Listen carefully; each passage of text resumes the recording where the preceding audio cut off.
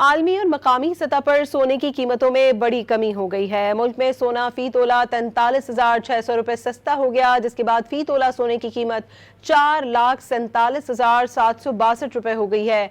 आलमी मार्केट में फी ऑन सोना $436 सस्ता हो गया, जिसके बाद फी ऑन सोना $4,250 पर आ गया है। आपको ये बताएं कि सोने की कीमतों में आलमी और मकामी सतह पर बड़ी कमी हो गई है। फी तोला सोना 43,600 रुपये सस्ता हो गया है। एक तोला सोने की कीमत 4,47,762 रुपये हो गई है। आलमी और मकामी सतह पर सोने की कीमतों में बड़ी कमी रिकॉर्ड की गई है।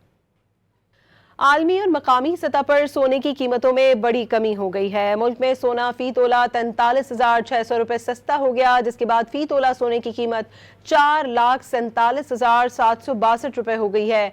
आलमी मार्केट में फी ऑन सोना $436 सस्ता हो गया, जिसके बाद फी ऑन सोना $4,250 पर आ गया है।